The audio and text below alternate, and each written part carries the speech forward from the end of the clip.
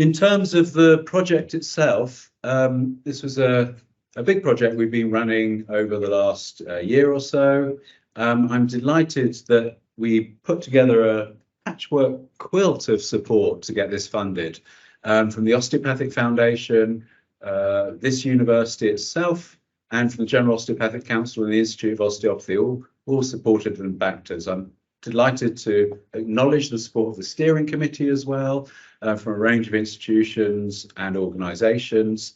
And you can see the research team. I think we've put the research team up there. You can see Jerry, who's presented today. I think the whole team are here, except for Andrew McMillan today.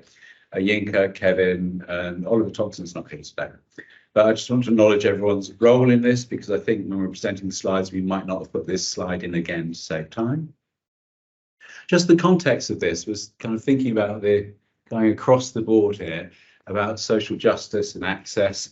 We were aware of the attainment gap in the literature between underrepresented groups, and particular groups in particular, and their success and their experience in higher education, and you'll hear more about that in a moment.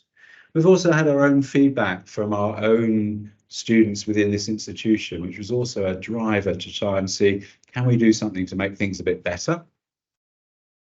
The other context, of course, is the Office for Students, the regulator of higher education, have a clear agenda for equality, equity, diversity and inclusion. And our regulator in osteopathy has also got a clear agenda and have been running their own focus groups to see how they can enhance their awareness within the profession, their own activities, and also to ensure that their own regulatory functions are equitable as well. In the end, this was an action-based project trying to improve student experience and generate ideas for that for colleagues across our discipline and for others as well. And I suppose the knock-on, the project wasn't focused on that. The knock-on in terms of professional activities is to enhance student experience. So just an overview of the study to save colleagues spending too much time on this. We've done a systematic review, which will be presented with shortly. We did some initial PPI and community group focus groups. We surveyed all students in the UK. Then we did some focus groups with particular groups of people, and then a follow-up focus group. I know the slide's a bit busy. It's just to give you a sense of it. And today we're up here.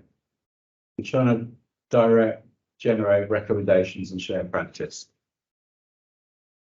So that leads me to the aims for the day, is to share the results from the UrGENT study, and really a series of workshops focusing on both the curriculum, one's particularly on the curriculum, one's on enhancing institutional environment, and another one on the student body and inclusion.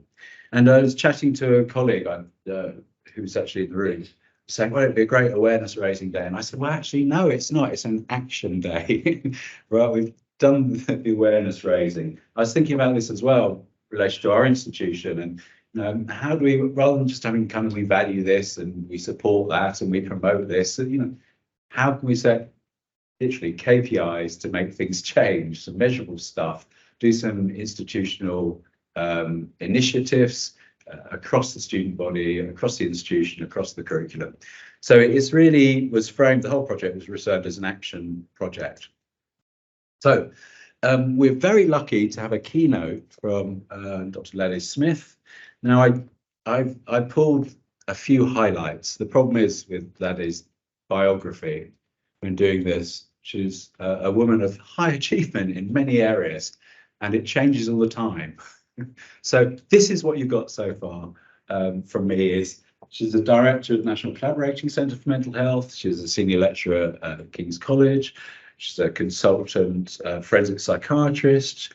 She's a co-director of the University's Forensic Mental Health Teaching Unit. She's been the presidential lead for the Royal College of Psychiatrists. She is now president-elect, having recently this year been elected as president of the Royal Society for Royal College of Psychiatrists.